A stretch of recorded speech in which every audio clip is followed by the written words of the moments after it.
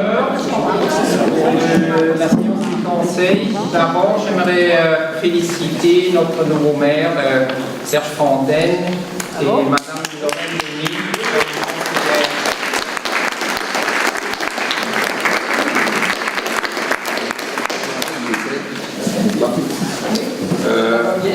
Madame Caméré va procéder à la lecture.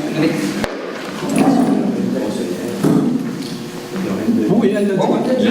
Bon, il faut changer les grilles.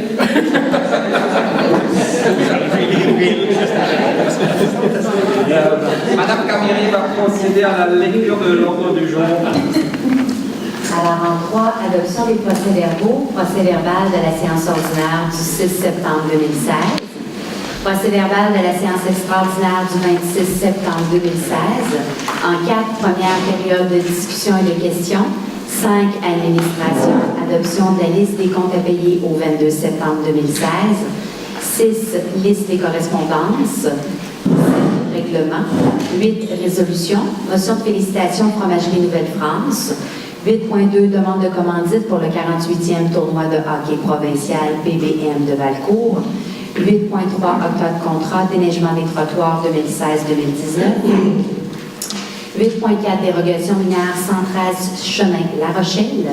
8.5, commission de protection du territoire agricole du Québec, dossier de Mme Roxane Leclerc. 8.6, commission de protection du territoire agricole du Québec, dossier de Mme Georgette Racicot.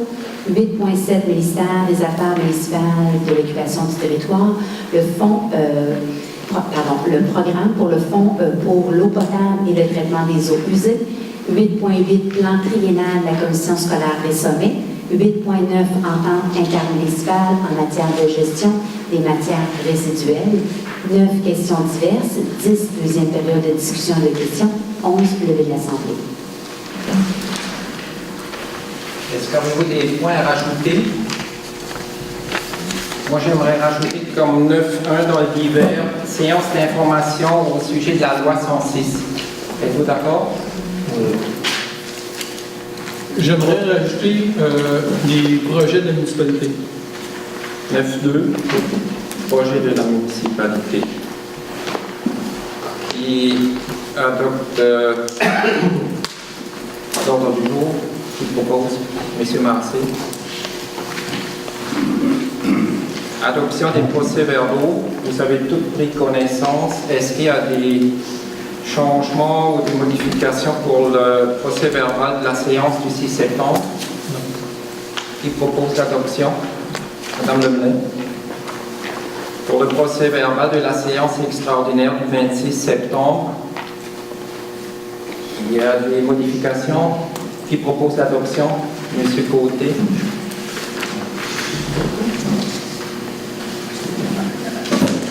Première période de discussion et de questions. Prenez la parole. Bon, on va continuer. Adoption de la liste des comptes à payer au 22 septembre. Avez-vous des questions? Qui propose l'adoption? Madame Lemay. On dépose la liste de correspondance. 8.1, motion de félicitation pour la Fromagerie Nouvelle-France. La Fromagerie Nouvelle-France a remporté des prix Casius, en total 5. Ça s'est déroulé le 13 septembre au Musée des Beaux-Arts. C'est avec beaucoup de fierté que Jean-Paul Roth et sa sœur Marie-Chantal ont remporté 5 prix. Ils ont eu le Casius d'argent pour le fromage La Madeleine, meilleur fromage au Québec.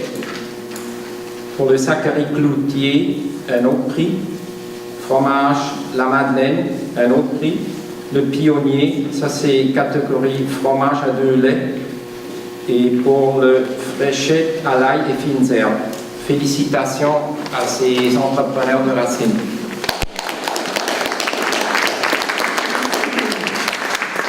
Les produits sont disponibles à la maison du marché. Demande de commandite 48e tournoi de hockey provincial de Valcourt. Ils ont adressé une publicité pour le tournoi qui se déroule du 5 au 15 janvier, une publicité grandeur carte d'affaires au coût de $50. Ça serait publié sur l'horaire près du restaurant ainsi que sur le site web pendant le tournoi. Qui appuie la proposition de donner $50? Monsieur Marassé. 8.3. Octroi de contrat d'éneigement des trottoirs 2016-2019 pour 3 ans. Les déneigements des trottoirs étaient un problème. On a fait les appels et aucune personne n'avait soumissionné. Et on ne peut pas laisser les gens sur la glace ou dans la rue. Et on a relancé le tout et on a trouvé l'entreprise Daniel Petit qui va faire l'entretien pendant 3 ans pour le coût de $3 500 par année. Monsieur Maire, ce serait Robert Petit. Ah, Robert Petit, excusez.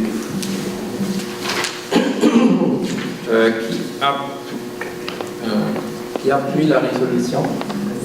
Monsieur Côté. 8.4. Dérogation mineure sans fraîche, mais La Rochelle. Est-ce que Mme Camiré pourrait nous donner des détails, s'il vous plaît? Alors, c'est un dossier qui était présenté dans le but d'aménager une piscine hors terre de 12 pieds dans la bande de protection riveraine. Donc, elle fait l'effet d'un permis refusé, donc le 24 août dernier, puisque le règlement de zonage en vigueur n'autorise pas ce dérivage dans la rive des lacs et des cours d'eau. La propriété empiète déjà dans la bande de protection riveraine de 10 mètres et la piscine pourrait être aménagée à l'extérieur de la bande de protection, donc du côté des escaliers. Cette demande-là porte une disposition qui peut faire l'objet d'une demande de dérogation mineure selon les termes du règlement relatif à nos dérogations mineures, donc le numéro 5499. Le comité consultatif d'urbanisme a étudié la demande en fonction des critères qui sont applicables de la réglementation en vigueur de la propriété concernée et des bâtiments existants. Donc, le refus d'accorder cette dérogation ne cause pas un préjudice important aux propriétaires, considérant que l'acceptation d'accorder cette dérogation, par contre, pourrait causer un précédent. À ces causes, il est proposé de rejeter cette demande de dérogation mineure. Qui propose de rejeter? Quelqu'un demande le vote? Ben oui. Oui. Non. Qui est pour l'adoption de la proposition?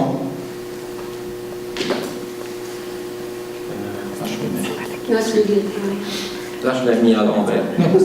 D'accepter le refus. Qui accepte la dérogation mineure? D'accepter la dérogation. L'accepter? Oui, l'accepter. Ah oui, oui, OK. M. Côté et Mme Lemelin qui refusent la dérogation. Ces deux, c'est donc rejeté.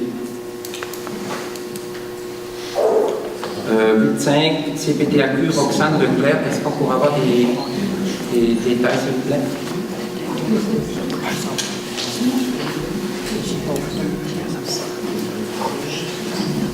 Donc, Mme Roxane Leclerc est la propriétaire du lot 1 824 618 du cadastre du Québec. Entendu qu'à la suite d'une rénovation cadastrale en 2011, à la suite d'un arpentage, qui est apparu que l'occupation du terrain ne correspondait pas au titre de propriété. Alors, l'occupation des terrains situés sur le lot sud de la propriété de Mme Leclerc ne concordait pas avec le plan issu de la rénovation cadastrale. Donc, afin de régulariser la situation, le demandeur doit céder une partie de sa propriété aux propriétés des terrains indiqués précédemment. Donc, il y a 4 lots visés. Le lot 1 824 618 est situé dans l'affectation agroforestière, donc en zone agricole permanente, selon le schéma d'aménagement de la MRC du Val-Saint-François. Donc, une autorisation est donc à demander à la Commission de la protection du territoire agricole. La superficie totale de la propriété est de 239 908 mètres carrés. Et cette demande-là vise l'aliénation d'une partie du lot, donc d'une superficie approximative de 648 mètres carrés, donc soit 4 parcelles de terrain, à des fins autres qu'agricoles. Donc, l'objectif de cette session-là, c'est céder 4 parcelles, donc à 4 propriétaires différents, soit une partie donc, du lot cédé à Mme Nathalie Blanchard et Caroline Blanchard d'une superficie de 224 mètres carrés. La parcelle 2, cédée à M. Alain Racicot d'une superficie de 197 mètres carrés. La parcelle 3, donc cédée à Mme Georgette Racicot d'une superficie de 165 mètres carrés. Et la parcelle 4, cédée à M. Alain Racicot d'une superficie de 61 mètres carrés. Donc, le demandeur conserve une superficie totale de 239 259 mètres carrés. Cette demande de dérogation-là ne contrevient pas au règlement d'urbanisme en vigueur. Qui propose l'adoption de la demande ou l'appui de la demande? Madame Lemelin. 26, CPTAQ, Madame Georgette Racicot. Est-ce qu'on peut avoir plus de détails, s'il vous plaît? En fait, c'est le même dossier. Donc, cette demande-là, elle vise l'aliénation d'une partie des lots, donc des parcelles 5 à 37 et 41, donc de l'annexe 3 du cadastre du Québec. Ces lots-là sont visés, font partie d'une terre dont Georges Racicot père a cédé respectivement à plusieurs parties à ses enfants sans que le tout ait été préalablement arpenté. Donc, à la suite de la rénovation cadastrale de 2001 et à la suite d'un arpentage, il a été conclu que 33 cessions concernant 41 parcelles de terrain sont requises entre les propriétaires pour régulariser et concorder le tout. Alors, afin de régulariser la situation, les demandeurs doivent céder respectivement les parcelles de ces terrains identifiés donc à l'annexe 3 de la demande de la CPTAQ. Et ces cessions-là n'ont pas l'effet de créer plus de lots qui en existent déjà. Et ça ne contrevient pas au règlement d'urbanisme en vigueur de la municipalité. Qui propose l'appui de la demande? Monsieur Côté. 8. 7. MAMO, programme fonds pour l'eau potable et le traitement des eaux usées. Ça, c'est concernant une demande d'aide financière. Si je pense qu'il est subventionné à 87%. Est-ce qu'on pourra avoir 83%. Qui appuie la demande pour demander le programme? M. Mancé. 8.8, plan triennal commission scolaire des sommets. Ça, c'est une demande d'appui pour garder l'école Saint-Laurent ouverte de Lawrenceville parce qu'elle a moins de 50 élèves. Là, il vient de la rénover et il demande si il doit la garder ouverte. Qui appuie pour garder l'école Saint-Laurent de Lawrenceville ouverte? Madame Lemelin, merci beaucoup. 8.9, entente intermunicipale en matière de gestion des matières résiduelles. Ça, c'est au sujet du compostage. Il faut se réunir avec la MRC pour l'achat des bacs en groupe, pour la cueillette, pour le traitement. Ça, c'est prévu pour début 2017. Et il faut faire le tout avant l'automne, bientôt. Et c'est...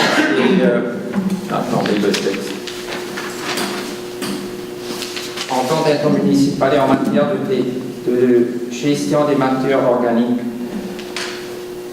En lien avec les mesures 25 et 26 du PGMR, les municipalités doivent choisir si elles désirent offrir des services à la municipalité.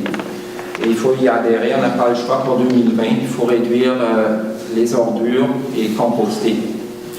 Qui appuie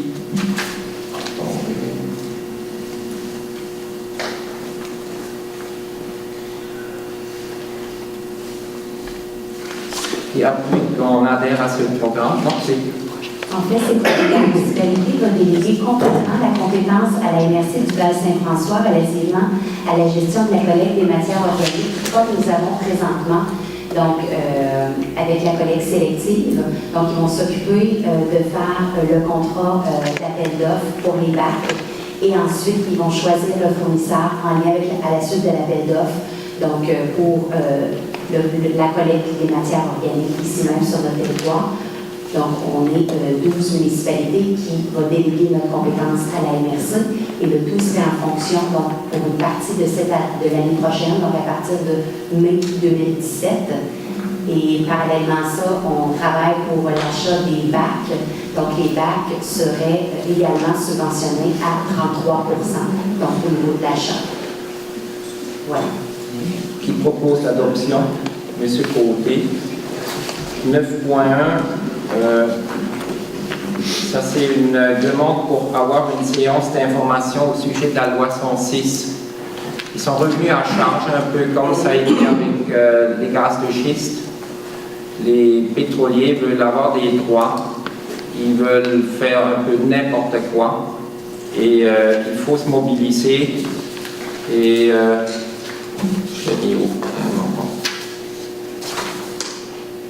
Le regroupement Vigilance Hydrocarbures Québec offre d'avoir des séances d'information à ce sujet-là, mais la municipalité doit faire la demande.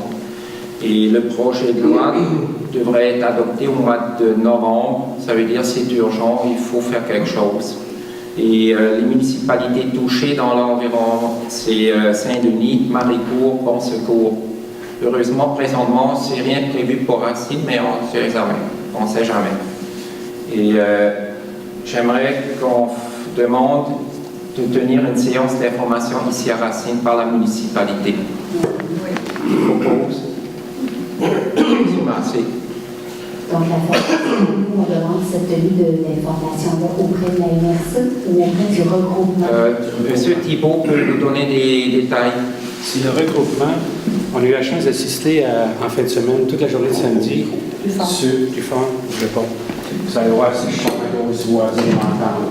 Là, je pense, en tout cas, en fin de semaine. Samedi, le regroupement de la vigilance sur les hydrocarbures du Québec, qui travaille le dossier depuis près de 9 ans. On avait vraiment une série de conférences, 4 conférences extrêmement détaillées en droit, en géologie, en transport par train, tout ça. Et ils ont vraiment mis la puce à l'oreille que eux autres, ils appellent ça la loi 110 des minières. Ils n'appellent pas ça la loi sur les hydrocarbures. C'est la loi qui a vraiment été faite pour les compagnies pétrolières, plus exactement gazières et pétrolières, avec des conséquences absolument phénoménales. Je vous donne 3 exemples. Ils ont droit d'accès sur toute propriété privée dans cette loi-là. Et si on refuse l'accès, ils ont droit d'expropriation. Ça, c'est l'article 247A2. Ils ont droit d'expropriation. C'est absolument phénoménal, des choses qui... Ils ont droit de passer par-dessus la loi des MRC, la loi d'aménagement et la loi d'urbanisme et d'aménagement. Cette loi sur les hydrocarbures a prédominance, priorité sur cette loi-là. Ils ont droit de passer par-dessus les pouvoirs des MRC, de donner des distances séparatrices des puits d'approvisionnement en eau potable versus les puits de forage. Ça n'a aucun bon sens. Et il y a un grand mouvement national qui est en train de se développer et c'est pour ça que le regroupement de vigilance des hydrocarbures du Québec offre gratuitement, il s'agit de leur payer le transport puis de payer la salle, offre gratuitement des séances d'information citoyenne. On parlait avec Adrien avant la réunion, probablement que l'idéal, ça serait aussi d'inviter les autres conseils municipaux, les autres citoyens. Je peux vous dire, entre autres, que les claims, à l'heure actuelle, Saint-Denis-de-Brampton, ça ne touche pas Racine, mais à Saint-Denis-de-Brampton, les claims sont là au bord du lac. Puis laissez-moi vous dire que la fracturation, là, ça descend 4 km de profondeur, puis c'est capable de faire 1 km chaque bord. Fait qu'au fond, ça touche directement la bande riveraine du lac Brampton. La même chose, à Maricourt, il y a 2 lots qui sont près d'ici, dans le milieu du chemin Maricourt, et qui peuvent très bien rejoindre. Alors, c'est pas... De toute façon, la raison est au niveau d'une protestation nationale. Au fond, on demande un moratoire d'un minimum de 5 ans là-dessus, parce que les conséquences sont tellement énormes qu'actuellement, c'est sur les hydrocarbures, mais on sait très bien que toutes les compagnies minières vont s'emparer de cette loi-là pour dire c'est bon pour le gaz, c'est bon pour le pétrole, puis c'est bon pour les mines. Puis là, les mines à Racine, laissez-moi vous dire, il y a du bon stock en dessous de nous autres pour les mines. Fait que c'est pour ça que je suis content que vous l'adoptiez. Merci beaucoup. C'est beau. Merci. Le point 2, les projets de la municipalité, c'est par M. Massé. OK, j'ai pas de présentation, mais il n'en restait pas beaucoup de points. Je pense qu'il y a beaucoup de choses qui ont été faites pendant l'année. Je vais juste faire le résumé rapide. Dans le côté vie communautaire, il y a le centre communautaire où on avait... Chez Montier, on n'entend pas très bien. Non, pourtant je parle fort. OK. Pour la vie communautaire, il y a le centre communautaire où on parlait de faire l'agrandissement. Donc, on a demandé des soumissions à haut niveau pour savoir combien pourrait coûter l'agrandissement qu'on demandait. On a reçu déjà des soumissions, donc on va analyser tout ça, puis ça va rentrer, on va incorporer ça dans le prochain budget, à savoir jusqu'où on va dans l'agrandissement dépendant des budgets qu'on a. Mais au moins, on a une bonne idée combien ça peut coûter pour l'agrandissement. Côté loisirs, pour la surface multifonctionnelle, on a reçu l'autorisation finale de Québec. Donc, on a envoyé les appels d'offres. On les a reçus, puis les travaux commencent le 10 octobre. Côté voirie, tout a été fait, ce qu'on a parlé, les chemins, l'asphaltage, les égouts, l'eau, etc. Même les deux ponceaux qui restaient, c'était le lac Miller et le lac Brompton, ça a été fait. Étant donné que le lac Brompton a coûté beaucoup moins cher que prévu, là, présentement, la municipalité est en train de faire des petits ponceaux qui coûtent moins cher. On peut en faire 3, 4, 5 là, à travers la municipalité. Donc, on active des projets qui étaient prévus l'année prochaine. Donc, ça va se faire cette année. Côté développement économique, tout a été fait. L'urbanisme, c'était les règlements qu'on avait demandés, qui étaient envoyés à la MRC, qui étaient pour les bacs de dons, pour le PIA pour le monsieur Desmarais, le projet dans le R10. Il y a le projet de marijuana, les locations de chalets, puis il y en avait un autre, mais c'est pas grave, là, tout a été fait. Puis là, les règlements sont en vigueur présentement. Donc, on a reçu ça dans la MRC, les règlements sont en vigueur. Dans le côté ressources humaines, c'était tout ce qui était côté convention collective, tout est fini, la convention collective est ici. C'est un document public. Oui. Donc, s'il y en a qui veulent le voir, vous pouvez aller sur le site Corail de la ministre de Québec. Puis, vous pouvez avoir une convention collective de toutes les municipalités là, qui ont des conventions collectives au Québec. Je ne sais pas si celle-là est déjà rendue, mais elle devrait l'être d'ici un mois si elle n'est pas encore. Corail, c'est qui comment? Corail, c'est ORAIL. C'est beau. Puis, dans les autres projets, il n'y a rien de nouveau qui a été avancé. Il n'y a rien qui va se faire cette année. Ça va être pour l'année prochaine. Mais on va inclure ces projets-là dans le budget qu'on va faire là, cette année. Donc, c'est pour les odeurs, pour c'est ça, ici, le dossier des odeurs. Là. Donc, on va regarder ça, on va envoyer ça là, dans le prochain budget, regarder ce qu'on a à faire, ce qu'on peut faire, etc. Fait que c'est tout. Je pense qu'on a eu une très bonne année. Il y a beaucoup de dossiers qui ont été faits. Peut-être pas autant que j'aurais aimé en faire, mais ça dépend toujours des budgets. Donc, avec le prochain budget, on va regarder combien est-ce qu'on a de dossiers qu'on peut mettre en branle l'année prochaine, puis on part avec ça. Merci. Merci beaucoup, M. Lancé. On est rendu à la deuxième période des questions. Oui, j'ai une question sur M.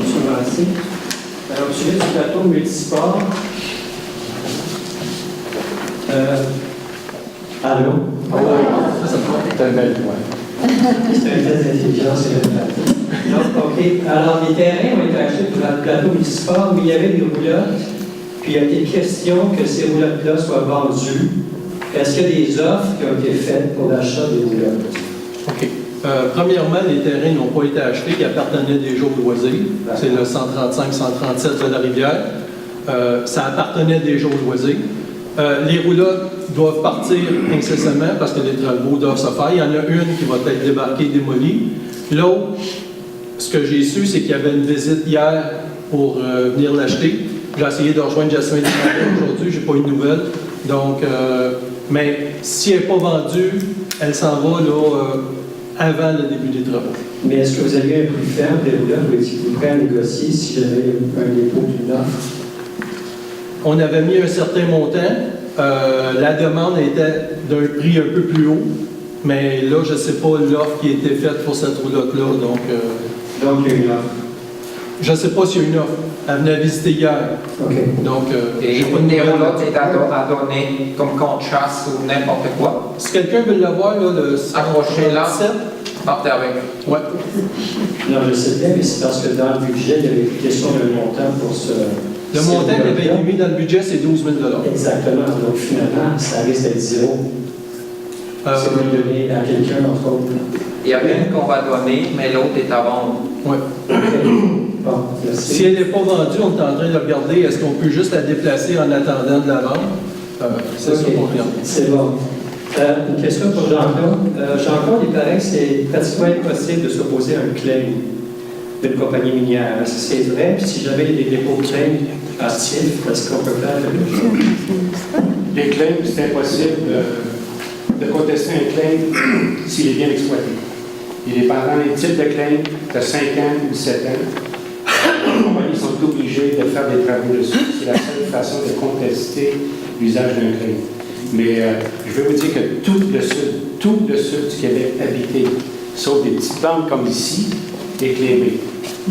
De la Gaspésie, bas du fleuve, la plaine du Saint-Laurent, le Saguenay, puis un bout de la Abitibi. Allez sur le site que vous devez aller voir, c'est RVHQ. Marqué RVHQ, c'est très bien documenté. Et ça, c'est un peu qui est là-dessus.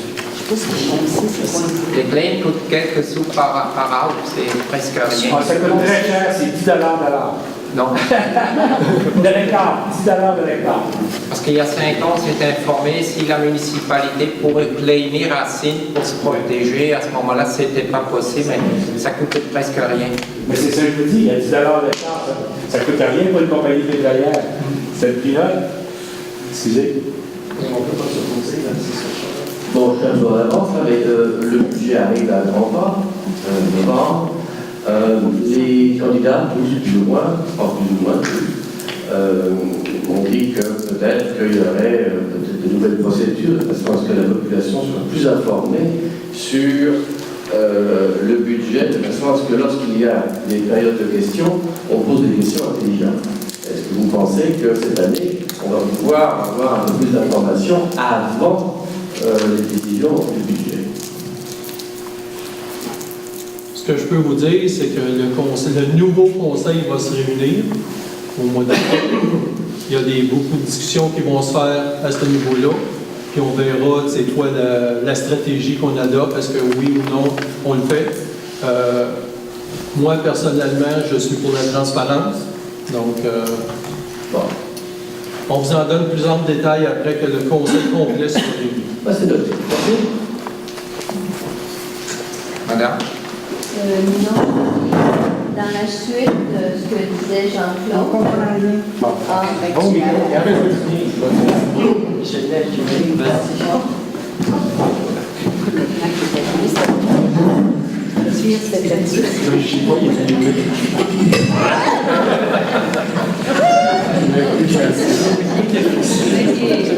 Ok, merci. Donc, dans la suite de ce que disait Jean-Claude, je donne l'information. Le 20 octobre, il y a le film Pétrole, pouvoir et démocratie qui passe à Sudden, à la salle Alex Gérard Pelletier. Habituellement, quand il présente un film comme ça, il y a quelqu'un qui vient avec qui on jase très très longtemps après. Comme il y a 3 semaines, il y a eu le film L'Art du fleuve. C'est décourageant. Voilà. 20 octobre. Monsieur Thibault? Le film Sommet. Je voudrais revenir sur la question dans les matières, gestion des matières résiduelles, la question du compostage. Je sais que ce Moses de dossier-là, nous est arrivé bien vite, puis qu'on n'a pas eu le temps de discuter longuement, de réfléchir, mais notre gros bon sens, on en parle un paquet de citoyens, notre gros bon sens trouve que ça n'a pas d'allure, que dans le secteur campagne, la municipalité s'installe à payer des bacs et à faire un transport énorme, alors qu'il serait possible d'avoir d'autres alternatives. On comprend parfaitement que dans les zones concentrées, les zones de villégiature, pas de villégiature, pardon, mais sur le bord des lacs, village, ça prend le bon sens, le transport est concentré, tout va bien. Mais en campagne, d'une part, il y a plusieurs d'entre nous qui déjà compostent de différentes façons, soit par des composts ou d'autres. Et on n'a pas eu le temps vraiment d'analyser. Je demanderais à la municipalité la possibilité de former un comité de travail là-dessus parce que ça n'a tellement pas de bon sens, c'est tellement. C'est sur le plan, je ne vais pas lancer le débat ici, là, mais sur le plan économique, sur le plan écologique, ça va aller. Je ne veux pas aller plus loin parce que sans ça, on ouvrirait qui n'est pas, mais au fond, ce que je demanderais, c'est la possibilité que vous analysiez la possibilité de former un comité de travail là-dessus. Parce que l'idée du conseil était il faut adhérer, ça presse pour être conforme. Le problème était dans le rural, n'importe où, le suivi. Les exigences sont tellement grandes. Et pour le moment, il faut y adhérer, mais avec un comité de travail, sur 1 ou 2 ans, on pourrait chercher une autre solution, de faire quelque chose de local. Et il faut se pencher là-dessus. Et peut-être à un moment donné, on débarquera du qui est proposé par la MRC. Ça n'évitera pas l'achat obligatoire des broseuses de boîte. Non. Il faut s'équiper. On n'a pas le choix. C'est quand la date de l'appel d'offres? L'appel d'offres, nous obligeait à les résolutions ce soir. En lien avec ce que vous avez répondu, vous avez manifesté pour les frais qu'on aurait de plus pour les bacs, puis la pollution, etc. L'objectif de la MRC, c'est d'essayer de regrouper les 3, donc bac, matière recyclable, matière organique, et de changer les calendriers des collectes pour pas arriver avec plus de camions sur nos routes, mais avoir la même chose qu'on a actuellement, donc par la fréquence des bacs. Donc le comité, c'est les 18 municipalités qui se sont penchées à la MRC ensemble et qui ont travaillé pour trouver des solutions pour pas qu'il y ait plus de bacs sur nos routes, pas plus de circulation, etc., mais pour avoir plus de redevances, moins de déchets et moins de transport du fait qu'on va ajuster les calendriers, mais on veut y aller de façon graduelle. Et cette année, on ne changera pas la fréquence du bac en principe, ça va rester comme c'est présentement parce que c'est une année de transition. Donc, mais probablement, pour la prochaine année, après ça, les fréquences vont changer. Donc, dans un souci environnemental, sachez que les 18 maires ont travaillé ensemble pour essayer de trouver des solutions qui sont sensibles, tout comme vous, à la décharge environnementale qu'il pourrait y avoir. Juste pour compléter ce que le maire disait, c'est que, étant donné, s'il y a seulement un citoyen qui ne veut pas en faire, on est obligé, mettons que, non, aussitôt qu'on empêche le bac, on dit, mettons, pour une dizaine de citoyens, il n'y a pas de bac, on est obligé d'engager un inspecteur pour la vérification de que le compostage se fait comme il faut. Donc, pour faire un bon suivi de ça, comme je l'ai mentionné il y a à peu près 3 mois dans une présentation, on veut former un groupe pour ça, pour faire la promotion, pour faire la formation, aider les gens à comprendre comment le faire, puis graduellement, on va l'enlever. C'est sûr que tous ceux qui sont dans le rural, okay, dans les campagnes comme on parle, ils vont tous recevoir un bac. Mais vous n'êtes pas obligé de le mettre le bac. Si vous faites votre compostage, ne mettez pas le bac au chemin.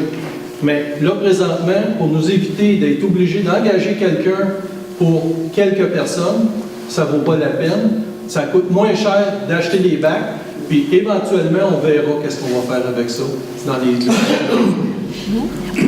Christian, ça me semble tellement évident que si on faisait l'analyse des bouts des installations septiques, la même personne pourrait très bien chargée de faire l'inspection des bacs, savoir s'ils sont bien faits, ou à la limite engager un étudiant formé. Il y a 25 solutions possibles qui sont peu coûteuses. Le principe de base, c'est d'avoir, d'une part, dire qu'on fait les sols, que 19 heures, ils pensaient qu'il y avait moins de bacs en mettant des bacs partout, de compost. Je ne comprends pas le raisonnement. Le deuxième facteur, c'est au niveau du transport. Je ne peux pas croire qu'en rajoutant une série de bacs à chaque propriété éloignée dans nos rangs, on prétend qu'on va dépenser moins de gaz à effet de serre pour en faire à peu près l'équivalent. Ça ne me semble pas logique. Je vous dis, c'est une question de bon sens. Et il y a des municipalités, comme Saint-Adrien, qu'eux autres, je ne sais pas pourquoi, ils sont plus intelligents que nous autres, et là, eux autres, ils font le compostage. Qu'est-ce que ça veut dire qu'ils réussissent à faire ça? Donc, ce que je veux vous dire au fond, puis je ne vais pas lancer la discussion ici ce soir, OK? Je vais juste vous dire, et c'est malheureux qu'on soit obligé, parce que c'est précipité, vraiment, je trouve que cette décision d'inverser est précipitée, autant, vous vous souvenez, il y a 2 mois, quand on disait dans le décider, et là, demain, décider de l'achat, tout ça me semble précipité, possiblement parce qu'on n'a pas commencé à attendre la réflexion il y a quelques mois, on s'en va. On n'est pas ça personnel, là. Mais on sait c'est probablement ça de la. Mais il faut se trouver moyen d'améliorer ça. C'est la seule chose que je peux vous dire parce que je vois bien que les autres affaires sont décidées. Parce que la FQM c'était tellement précipité, ils ont offert une formation au mois d'avril. Pas avant. C'est en toute vitesse. Voilà. Monsieur, je peux répéter, moi je ne sais pas, c'est pas une question pour elle, c'est plutôt pour vous faire la mise au point sur le presbytère, si vous permettez. Fait que ceux qui ont pu le constater, hier, on a fait une porte ouverte au presbytère. On a travaillé beaucoup, il y a beaucoup de bénévoles qui ont travaillé au cours des dernières semaines. Le rez-de-chaussée, il a tout été retapé de A à Z. On a fait la peinture de ces choses-là. Mais on n'a pas sorti de marteau parce qu'il n'y a pas de travaux de marteau à faire. Le presbytère est en très bonne condition, la charpente est bonne. Fait que le rez-de-chaussée, actuellement, ce qu'on veut en faire, il est prêt pour la location. OK? Fait qu'on sait que, disons, quand on a accepté le projet de la municipalité de M. Bindler, qu'il n'y aura aucune source de financement qui viendra de la municipalité. On en est toujours là. Mais là, comme il faut faire les frais, on sait que, disons, ça coûte environ, je dirais que rapidement, pour maintenir ça, une douzaine de mille par année, si on paye les taxes, l'assurance, les chauffeurs, et ainsi de suite. Fait que donc, notre but, c'est de louer le rez-de-chaussée. Actuellement, au rez-de-chaussée, il y a 4 bureaux qui sont offerts en location. Il y a aussi la grande salle qui était l'ancienne salle du conseil, qui aussi peut être louée pour quelqu'un qui a besoin pour faire un meeting, des choses comme ça, une petite réunion. Je pense que ça peut compter environ 70 personnes, entre 50 et 70. Fait que ça peut être un bon dépanneur pour quelqu'un qui cherche une salle. Je sais qu'ici, il y a des salles qui sont disponibles, mais souvent, ne sont pas disponibles. Puis nous, on veut la louer aussi. Fait que là, ce qu'on veut, c'est on commence à faire la publicité parce qu'on ne pouvait pas faire avant, on ne pouvait pas ouvrir le presbytère parce qu'il n'était pas en condition pour faire la location. Mais là, actuellement, le rez-de-chaussée, il est adéquat. Puis ceux qui ont venu le visiter, ils ont vu que, disons, c'était très acceptable pour être capable de jouer le presbytère. Bon, ensuite, la phase qui va être la plus importante, c'est sûr qu'après ça, on va se pencher sur la restauration ou la rénovation. Mais c'est surtout l'extérieur, parce que quand on parle de l'intérieur, il n'y a pas grand-chose à faire. Il y a un petit peu de choses à faire au niveau du sous-sol, peut-être un renforcement de certaines poutres. Il va y avoir du drainage des fondations à faire, ces choses-là. Mais après ça, on s'attaque à la structure extérieure qui est apparente. Malheureusement, il y a des personnes qui me disent c'est beau l'intérieur, mais l'extérieur n'est pas tellement beau. C'est vrai. Mais on va se pencher là-dessus, mais là, c'est là qui sont les gros sous. OK? Fait que là, on aborde en même temps notre campagne de levée de fonds. On a des projets, on a le coup de la caisse, parce qu'on se souvient quand il y a eu la transaction du presbytère avec la caisse populaire avait promis un montant d'argent. Okay? On a retourné à la caisse populaire, mais comme notre projet est à passer congrès, bien, on n'était d'ailleurs pas propriétaire, parce qu'on est propriétaire depuis mois d'août. Un mois à peu près. Que je pense depuis un mois, bien, on est chez nous, on peut faire des choses à notre rythme dans le show. Donc là, on va s'adresser à la Caisse populaire. Il y avait un 30 000 qui avait été promis pour la Caisse populaire. Dans la transaction à notre point de vue, dans la transaction du presbytère et de la Caisse populaire. Fait qu'on pense que c'est un but pour nous. Ensuite, il y a des programmes au niveau de la MRC qui vont faire l'application pour la fin d'octobre.